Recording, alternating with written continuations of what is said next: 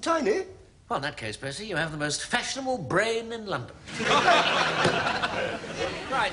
Good morning, team. My name is Edmund Blackadder, and I'm the new minister in charge of religious genocide. Now, if you play straight with me, you'll find me a considerate employer. But cross me, and you'll soon discover that under this playful, boyish exterior beats the heart of a ruthless, sadistic maniac. Now, my man, you are? Jailer, sir. My lord. Good. Well done. And your name is? Ploppy, sir. Ploppy. Yes, sir. Ploppy the jailer. That's right, sir. Ploppy, son of Ploppy. Ploppy, son of Ploppy the jailer. No, sir. I am the first Ploppy to rise to be jailer. My father, Daddy Ploppy, was known as Ploppy the Slopper.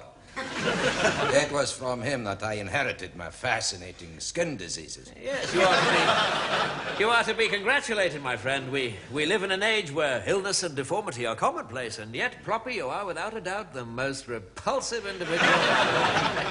I would shake your hand, but I fear it would come off. There's no many bosses would be that considerate, sir. Thank you, Ploppy. I do my best. Now then, woman. If indeed you are a woman. What is your function on death row? I'm the last meal cook, sir. The prisoners may ask me for what they fancy for their last meal. And you cook for them what they desire? Oh, yes, sir. Provided they ask for sausages. Otherwise, they tend to get a tiny bit disappointed. Sausage is all I got.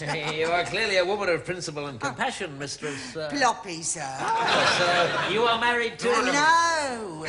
Many people think that, but it's pure coincidence. We did laugh when first we found out. Good morning, Mistress Ploppy, he'd say. And I'd say... Good morning, Mr. Ploppy. The long winter evenings must just fly. And you must be the boy who makes the tea.